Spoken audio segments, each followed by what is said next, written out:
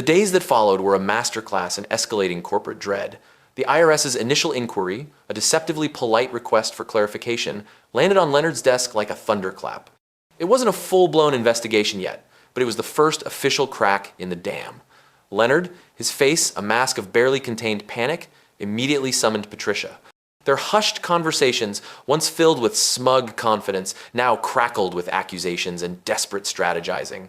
Meanwhile, the systems at Synergy Solutions Global continued to buckle. The operational software, still suffering from its inexplicable performance issues, led to missed deadlines and frustrated clients. Evergreen Holdings, now convinced the company was spiraling out of control, issued an ultimatum: immediate and satisfactory resolution to their account issues, or they would be seeking a new partner. The sales team, once a well-oiled machine fueled by Zach's data, was now floundering, their projections wildly inaccurate, their pitches falling flat. Then came the real blow. The IRS, having received an initial, highly evasive response from Synergy's legal department, escalated. They didn't send another email. They sent a formal notice of intent to investigate, accompanied by a subpoena for specific financial records. This wasn't a polite inquiry anymore, it was a declaration of war on their fraudulent practices. The subpoena, a document that looked impossibly official and terrifyingly final, landed on the CEO's desk, bypassing Leonard entirely. The CEO, a man usually content to delegate and smile, was reportedly seen pacing his office, his face ashen. The restructuring was no longer a strategic advantage, it was the very reason they were under scrutiny.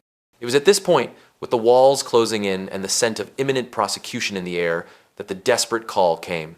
Zach's burner phone, tucked away in a discreet pocket of his messenger bag, vibrated with an unknown number. He answered, his voice calm and steady, betraying none of the intense satisfaction churning within him.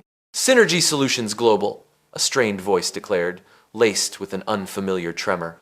It was not Leonard, nor Patricia, but someone far higher up the food chain, the company's general counsel, a man Zach had only encountered during onboarding and a brief, forgettable legal seminar. We believe there's been a misunderstanding. Regarding your departure," Zach listened, letting the man ramble, his carefully rehearsed script unraveling under the pressure. He heard the desperation, the thinly veiled panic. The GC then stumbled through an offer, a vague promise of revisiting your severance and potential backdated compensation, all wrapped in a plea for his cooperation in clarifying some financial discrepancies that had arisen. This was it, the moment he'd meticulously planned for. "Mr. Thompson," Zach began, his voice measured, cutting through the GC's fumbling. "I appreciate your call. However, I believe the only discrepancy that needs clarifying is the deliberate misrepresentation of financial data and the subsequent fraudulent tax practices implemented by certain executives. Practices that appear to have been masked by the very structuring that led to my termination." He paused, letting the weight of his words sink in. He could almost hear the GC's jaw clench over the phone. "You see," Zach continued, his voice now carrying a quiet authority, "when I was escorted out, I didn't just leave with my personal belongings. I left with a comprehensive understanding of Synergy Solutions Global's financial architecture, including its less-than-legal components, and I've been rather busy since then." He then laid it all out, not in a torrent of angry accusations, but in a precise, logical sequence. He described the shell companies, the inflated invoices, the phantom expenses, and crucially, the direct link to Leonard and, by extension, the executive team who sanctioned his actions. He detailed how the restructuring was a deliberate attempt to siphon funds and avoid tax obligations, a scheme designed to enrich a select few at the expense of the company's integrity and its legal standing. He mentioned the pending IRS investigation, the subpoena, and the very real prospect of criminal charges. "I have presented a complete, irrefutable dossier to the relevant authorities," Zach stated calmly. "It details every transaction, every questionable entry, every communication that points to a deliberate, systematic effort to defraud the government." He then presented the two options, the carefully constructed fork in the road for Synergy Solutions Global. "Option A," Zach said, his voice devoid of emotion, "is a swift and relatively clean resolution. Mr. Leonard, his immediate HR accomplices, and anyone else directly involved in orchestrating this scheme are terminated immediately. Their severance packages are rescinded, and they cooperate fully with the authorities, providing testimony and aid in recovering the misappropriated funds. In exchange, the company receives a degree of leniency from the IRS, potentially avoiding the most severe penalties and a public indictment. And for my own part, Considering the wrongful termination and the subsequent intellectual property and operational knowledge I possess, a generous consulting contract, full immunity, and a bonus reflecting my years of loyal service and the damages incurred. This allows the company to survive, albeit scarred, and allows me to move forward without further entanglement. He paused, allowing the GC to absorb the gravity of his words. Option B, Zach continued, his tone darkening, is the alternative. If you choose to ignore this, to attempt to stonewash this, or to challenge me legally, then the full weight of the evidence I possess will be released. This means a full-blown criminal investigation, likely leading to indictments for multiple executives, a cascade of lawsuits from clients and shareholders, and the potential collapse of Synergy Solutions Global under the burden of fines and reputational damage. This would not only end your careers, but potentially lead to the dissolution of the company. The silence on the other end of the line was heavy, punctuated only by the ragged breathing of the GC. He could hear the frantic whispers of other executives in the background, the distant clang of their carefully constructed world crumbling around them. They had underestimated Zach, dismissed him as a data analyst, a cog in their machine. Now, that cog was about to bring the entire machine to a screeching halt. After what felt like an eternity, the GC spoke, his voice barely a whisper. We need time to consider. You have 48 hours, Zach replied, his voice firm. After that, the dossier is submitted in its entirety to the public domain, and the IRS investigation proceeds without further negotiation. The 48 hours were a period of intense, silent turmoil within Synergy Solutions Global. Zach, meanwhile, remained in his apartment, watching the digital breadcrumbs he'd laid out lead to their inevitable conclusion. He received discreet messages from former colleagues, hushed whispers about the chaos and panic within the executive suites. Leonard was reportedly unreachable, his office barricaded, his calls going unanswered. Patricia was seen weeping openly in the executive restroom. On the final hour of the deadline, Zach received another call. This time, it was the CEO himself. His voice devoid of any executive polish, replaced by a raw, desperate plea. He chose option A. Within a week, the news rippled through the corporate world. Leonard and his cronies were unceremoniously fired, their exits swift and silent. A carefully worded press release spoke of personnel changes and ethical standard violations. The IRS, armed with Zach's detailed report and the cooperation of the former executives, began its formal investigation, but with a significantly softened approach, thanks to the company's swift action and Zach's immunity agreement. Zach, no longer an anonymous analyst, was now a consultant, a highly sought-after consultant with a substantial retainer from Synergy Solutions Global, a hefty bonus, and the quiet satisfaction of knowing he had dismantled a corrupt empire with nothing more than logic and truth. He didn't return to the office. He had no desire to. His consulting contract allowed him to work remotely on his own terms. He found himself advising companies on ethical financial practices, on building robust compliance systems, and on the critical importance of valuing every member of the team, no matter how invisible they might seem. He often thought of Leonard, the man who had tried to discard him. He imagined him facing legal repercussions, stripped of his titles and his ill-gotten gains.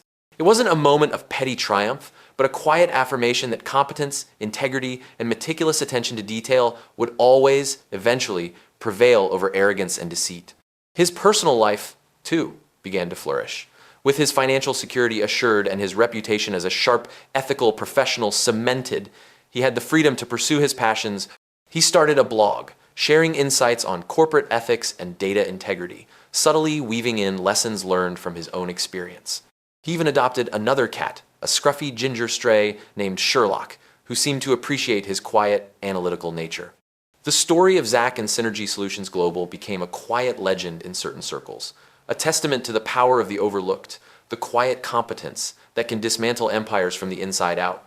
It served as a stark reminder to those who would betray trust and exploit systems that justice, like data, could be meticulously uncovered, analyzed, and delivered with devastating precision. The year is 2025.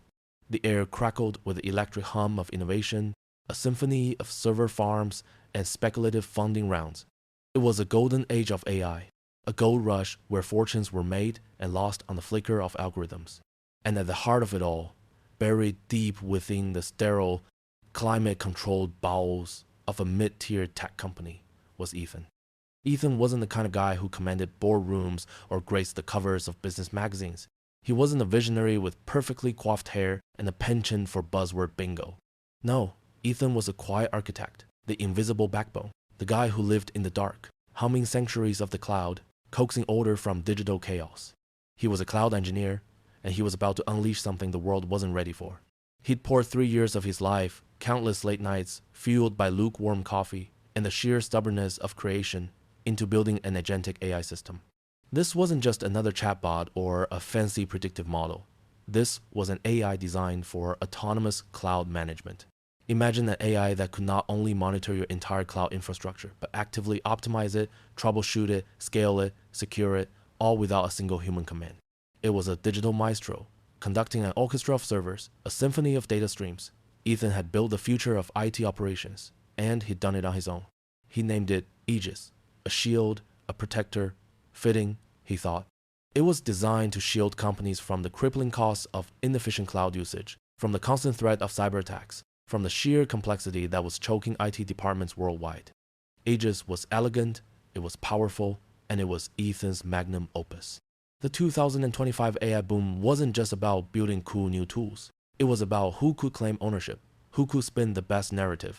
And in this hypercharged environment, subtlety was a liability, nuance was a weakness, quiet competence, that was practically a cardinal sin.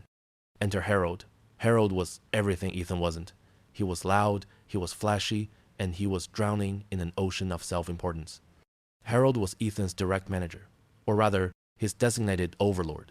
Harold's job seemed to consist of attending endless strategy meetings, spewing jargon like a malfunctioning chatbot, and occasionally gracing Ethan's desk with his presence, usually to ask for an update he'd already been given twice. Harold was a master of the corporate shuffle, a veritable Fred Astaire of the office politics dance. He was the kind of man who could talk his way into a corner office by describing the view from the parking lot. And then there was HR, the department that was supposed to be the safeguard, the protector of the employees. At this particular company, HR was more like a bureaucratic black hole, sucking in good intentions and spitting out corporate-mandated platitudes. They were led by a woman named Brenda, whose smile was as manufactured as the plastic ferns in the lobby and whose empathy had been surgically removed in favor of performance review metrics. Brenda and Harold were a match made in corporate hell, two perfectly polished stones rolling downhill together, leaving a trail of crushed careers in their wake. Ethan, in his quiet way, had tried to do things right. He'd documented everything, every line of code, every architectural decision, every late-night breakthrough. He'd kept meticulous records, a testament to his dedication. He'd even submitted preliminary reports on Aegis' progress, couched in technical terms that likely went over Harold's head and were filed away by Brenda as mere operational updates. He assumed that his work, his brilliance, would speak for itself. He was naive, a fool for believing in meritocracy in a world obsessed with perception. The 2025 AI boom, instead of being a celebration of innovation, became a feeding frenzy. Companies were desperate to show they were at the cutting edge, even if it meant claiming credit for other people's genius. And Harold, with Brenda's eager assistance, saw an opportunity. They saw Ethan's Aegis not as a groundbreaking achievement, but as a golden goose ripe for plucking. It happened on a Tuesday. Tuesdays were usually Ethan's favorite. They felt solid, predictable, a good anchor in the week. But this Tuesday felt off. The air in the office was thick with a nervous energy like static before a storm. Whispers followed Ethan down the hallway, furtive glances were exchanged over cubicle walls. He felt it before he saw it, the unmistakable aura of impending doom. At precisely 3:17 p.m., an email landed in his inbox. The subject line was innocent enough. Project Aegis, Strategic Realignment Meeting. It was from Brenda. Harold was also CC'd, and a flurry of other unfamiliar names from the executive team, people Ethan had only ever seen in company photos or at the annual holiday party. The meeting was scheduled for 3:30 p.m. in Conference Room B, the room where bad news went to die. Ethan walked in, his heart beating a steady rhythm against his ribs, a stark contrast to the frantic drumming he felt in his chest. The room was already full. Harold sat at the head of the table, radiating an almost palpable smugness. Brenda was beside him, her smile as bright and unyielding as a new smartphone screen. The others, a collection of sharp suits and sharper smiles, looked at him with a detached curiosity, like scientists observing a specimen. Harold cleared his throat, a sound that always seemed to precede a particularly egregious display of corporate doublespeak. Ethan, thanks for coming. Great to have you here. Really appreciate you dropping everything for this. Ethan just nodded. his gaze sweeping over the faces. He knew this dance. He'd seen it from a distance, heard the hushed whispers of colleagues who'd been through it. This wasn't a strategic realignment. This was an execution. So, Harold continued, leaning back in his chair. We've been looking at ages. Fantastic work. Truly, the AI team has been, well, they've been instrumental. He gestured vaguely towards Brenda, who offered a small, tight smile. Ethan's brow furrowed. The AI team. Harold, I built Aegis. It was a solo project. Harold waved a dismissive hand. Yes, you were the primary engineer. Absolutely. But you know how it is in these fast-moving times, Ethan. Synergy, collaboration. We've had an entire task force working behind the scenes to integrate your prototype into our core platform, really smoothing out the edges, making it enterprise-ready.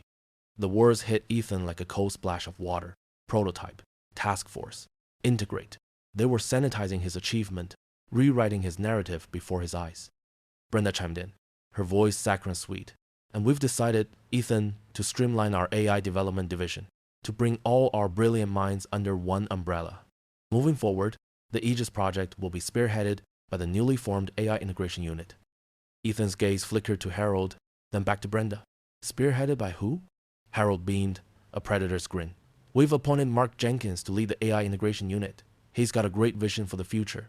And we're also bringing Sarah Chen as his lead architect. Fantastic talent. Really dynamic. Mark Jenkins. Ethan had met Mark once. Mark's primary contribution to the company seemed to be his uncanny ability to remember Harold's golf handicap. Sarah Chen? He'd never heard of her. So, Ethan said, slowly, the realization dawning with sickening clarity. You're saying I'm no longer leading the Aegis project? Harold clapped his hands together, a jarring sound in the tense room. Exactly. See, Brenda, he gets it. Efficient. That's what we're all about. Now, about your role. He paused, letting the silence hang heavy. Given the realignment, your position as primary engineer for Aegis is, well, it's become redundant. We've had to make some tough decisions regarding departmental efficiency. So, we're going to be letting you go, Ethan. Letting him go. Not firing him, not laying him off, but letting him go. Like a stray cat you shoo out of your alley. Brenda slid a thick manila folder across the table. This contains your severance package, Ethan. Standard 2 weeks pay, plus a month for every year of service. And, of course, a non-disclosure agreement. We expect your full cooperation in ensuring a smooth transition.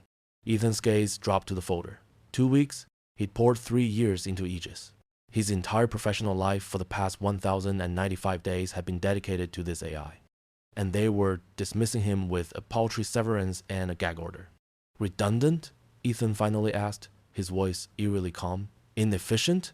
I built this system from the ground up. I wrote every line of code. I architected the entire infrastructure.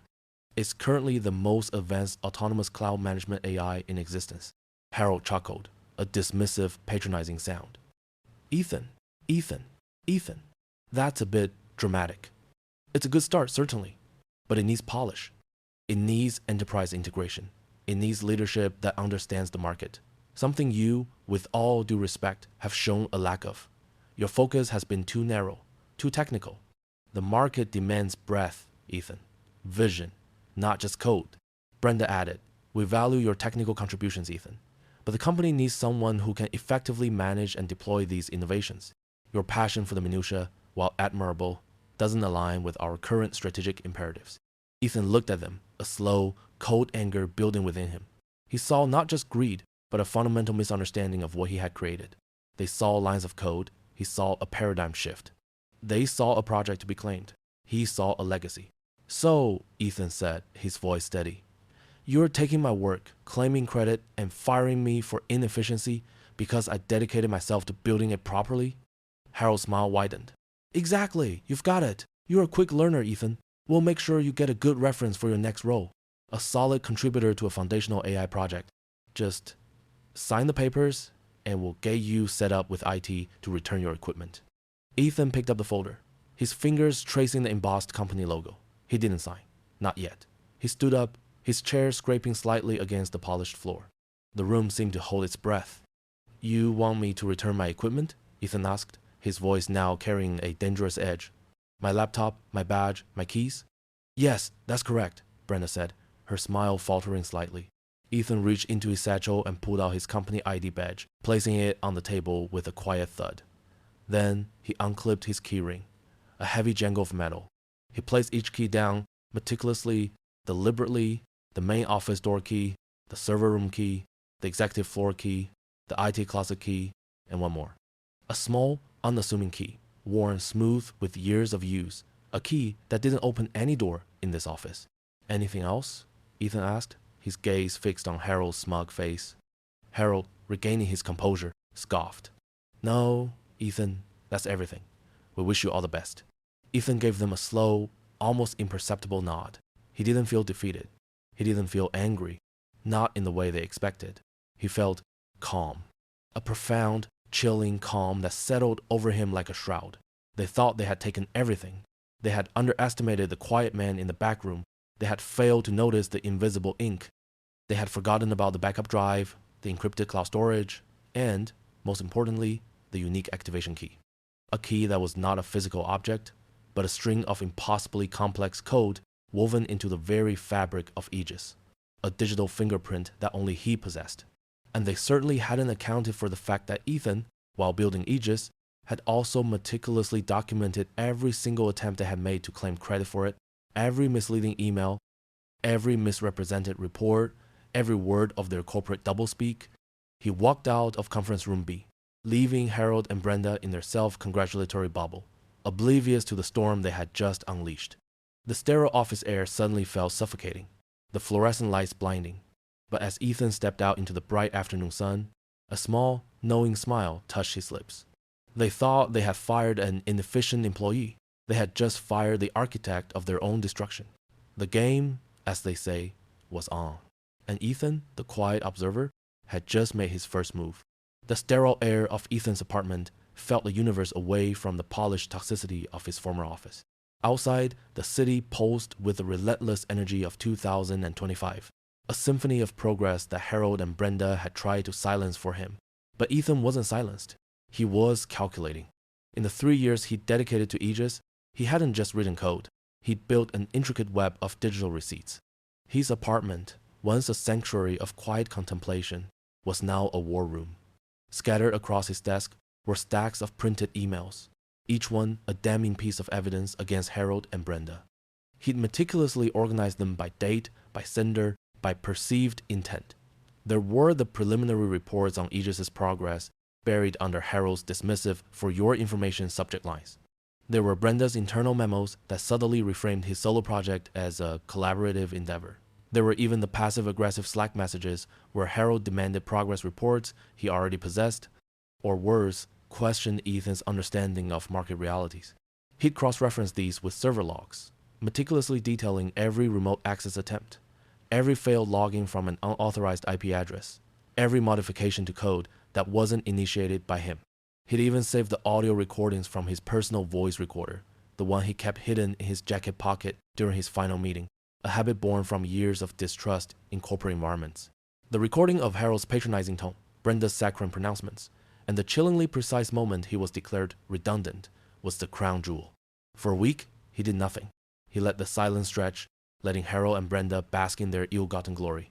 He watched from a distance as number Agentic AI began to trend on X, the nascent platform where he'd anonymously dropped a teaser demo of Aegis.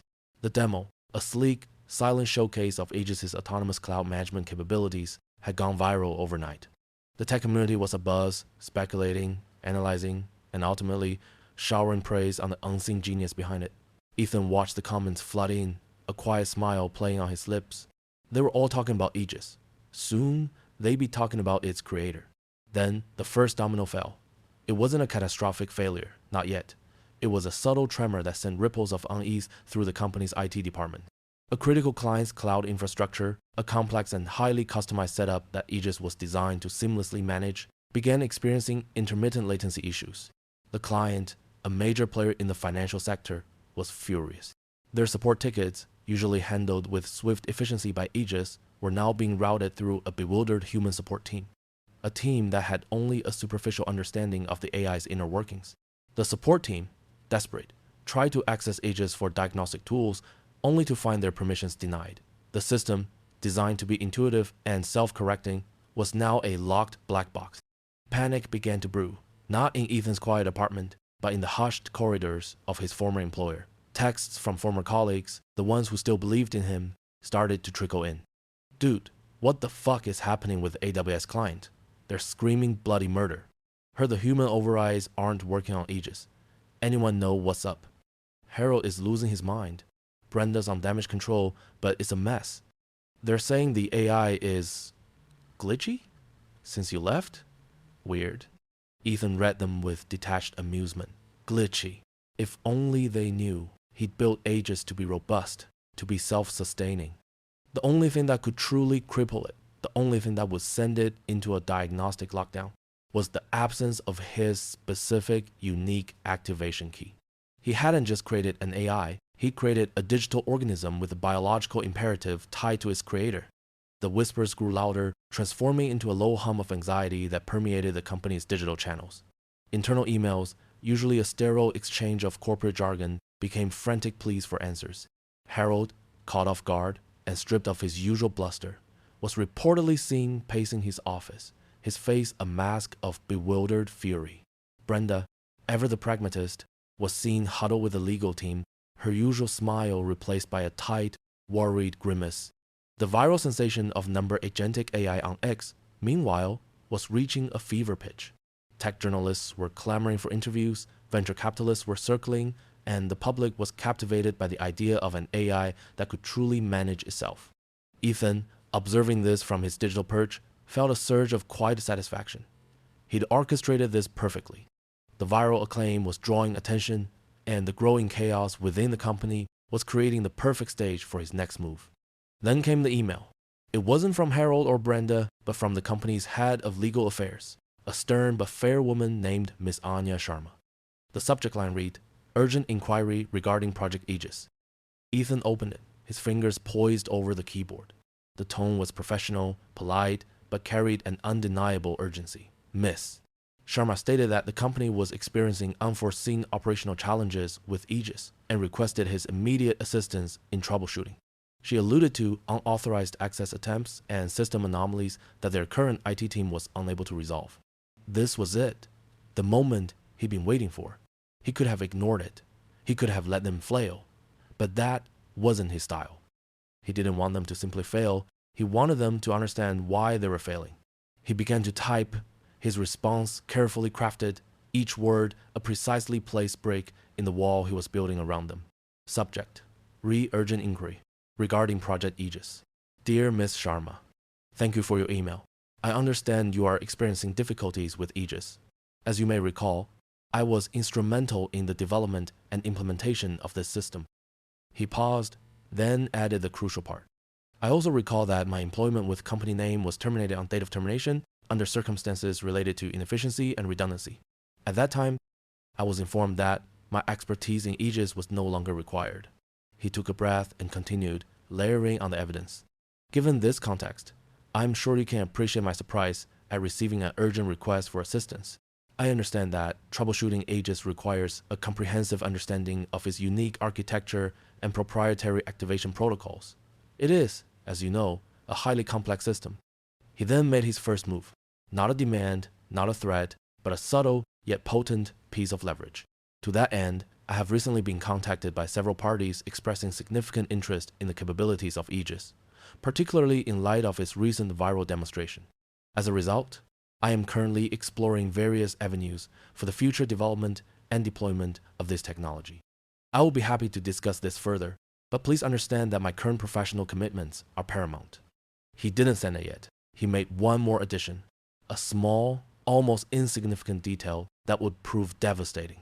He CC'd the newly created anonymous email address, a burner account he set up, monitored by no one but himself. On that account, he had also anonymously forwarded copies of every single piece of incriminating evidence he had collected. He then attached a single document to the email, the preliminary proposal he had submitted to Harold 6 months prior, the one that detailed Aegis' potential for autonomous cloud management, the one that Harold had dismissed as too technical. He added a single sentence below the attachment. For your reference, please find my original proposal for Aegis, detailing its intended operational capacity. He reread the email, the carefully chosen words, the subtle implications. He knew Miss Sharma, being in legal, would recognize the gravity of the situation. She would understand that inefficiency and redundancy were now sounding suspiciously like deliberate sabotage, especially when coupled with a viral AI that was suddenly malfunctioning. She would also notice the implied threat of a competitor gaining access to his expertise and, by extension, Aegis itself. He hit send. The immediate aftermath was silence from the company. But Ethan knew that behind the scenes, a frantic scramble was underway. Miss Sharma, a woman of integrity, would undoubtedly recognize the validity of his claims and the precarious position the company was in. The unforeseen operational challenges were escalating. The financial client was threatening legal action. The news of Aegis's unique capabilities was spreading like wildfire, and the company's inability to manage its own flagship product was becoming a public spectacle. He imagined Harold, his face red with impotent rage, Brenda frantically trying to spin the narrative, and the IT team drowning in support tickets they couldn't resolve. They had underestimated him. They had dismissed him. And now, the carefully constructed edifice of their success, built on the foundation of his stolen genius, was beginning to crumble. The silence from their end was deafening, a testament to their dawning realization that they had unleashed a force they could not control. The counterplay had begun. The frantic buzz of activity within the corporate offices was a stark contrast to the unnerving silence that emanated from Ethan's end.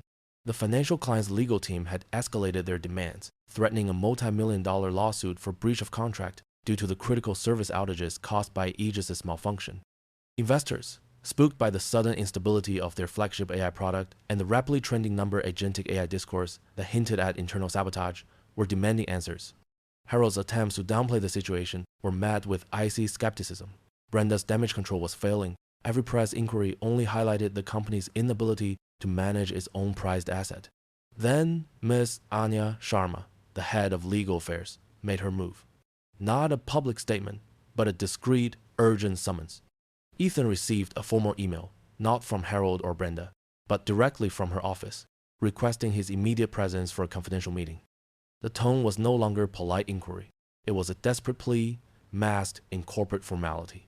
Ethan arrived at the law firm's polished offices, the air thick with tension and the scent of expensive coffee. He was met by Miss Sharma, and, to his surprise, the company's chief executive officer, a man named Robert Sterling, whose face was etched with a weariness that spoke of sleepless nights and mounting pressure. Harold and Brenda were conspicuously absent. Mr. Hayes, Sterling began, his voice strained. Thank you for coming. We have a situation. Ethan simply nodded, his gaze calm and steady. He carried a single, slim briefcase. We've been experiencing significant difficulties with Aegis, Sterling continued, choosing his words carefully. Critical client outages, system instability. Our IT team is unable to rectify the issues. Ms. Sharma interjected, her voice low and firm. Mr. Hayes, we've reviewed your proposal, and we've reviewed your employment termination. There seems to be a discrepancy. Ethan opened his briefcase, revealing not files, but a meticulously organized collection of the evidence he had compiled.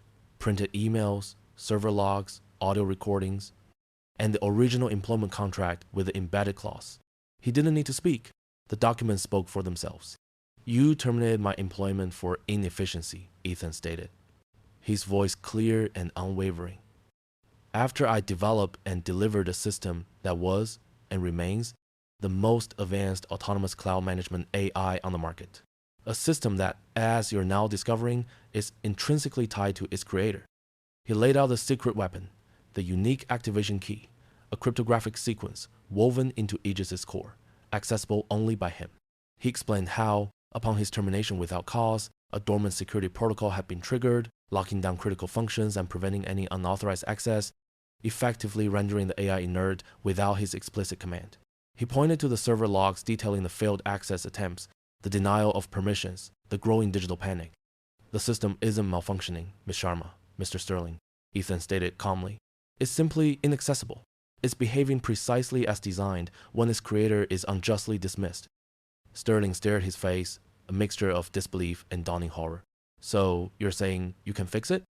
I can, Ethan confirmed, and I can also ensure it remains inaccessible permanently. Or, I can ensure it becomes accessible to parties who are more appreciative of its unique talents. He gestured vaguely towards the viral buzz surrounding number Agentic AI. Miss Sharma, ever the pragmatist, cut to the chase. Mr. Hayes, what are your terms? Ethan leaned back, a subtle shift in his posture signaling the control he now held. I have two options for you. He presented them with the gravity of a surgeon outlining a complex procedure. Option A, he began, his voice measured, is a path to immediate resolution, with minimal reputational damage. You reinstate me as lead architect of Aegis, with a revised contract that reflects my true value, significantly increased salary, substantial equity in the company, and full autonomy over the project. Harold and Brenda would, of course, need to be reassigned. Their strategic realignment has proven to be counterproductive. He paused, letting the implications sink in. Sterling and Miss Sharma exchanged glances, the former looking pale, the latter stoic. Option B, Ethan continued, his tone hardening slightly, is the nuclear option. You refuse my terms. In that case, I will release all documentation, the termination emails, the log data, the audio recordings, my original proposal, and proof of my proprietary activation key to the relevant regulatory bodies and the select group of tech journalists. This, coupled with the ongoing client demands and the public fascination with number agentic AI, would likely result in significant legal ramifications, substantial fines, and, potentially, the complete collapse of your company's market standing. He met Sterling's gaze directly. And I have already initiated the process of making Aegis' core architecture and algorithms publicly available, with attribution to myself on a decentralized platform. It will still be a powerful tool, just not one owned by company name. The silence that followed was deafening. Sterling's face was ashen. He looked at Miss Sharma, who gave a subtle, almost imperceptible nod. The choice was stark, and the stakes were astronomical. We need a moment, Sterling stammered, clearly overwhelmed. Take your time, Ethan replied, a flicker of amusement in his eyes. But understand that the clock is ticking, and with every passing minute, the value of what you've lost and what you could regain changes. After a tense deliberation, Sterling looked up, defeated. Option A, he stated, his voice hollow. We accept option A. The resolution was swift and brutal, at least for Harold and Brenda. Within 48 hours, Harold was reassigned to a strategic initiative in a remote, undisclosed location, a euphemism for being fired with a severance package designed to ensure his silence. Brenda, her HR credentials thoroughly compromised by the internal review prompted by Ms. Sharma's investigation, was let go with a standard package and a veiled warning about future employment prospects. Ethan, now lead architect of Aegis with substantial equity and a corner office overlooking the city, felt a profound sense of closure. He had reclaimed his work, his reputation, and his future. Aegis, now under his sole command, began to hum with renewed purpose, its efficiency soaring to unprecedented heights. The financial clients' issues were resolved within hours, their gratitude immense. The viral buzz around number agentic AI transformed into widespread admiration for Ethan, the quiet genius who had been underestimated and unjustly fired.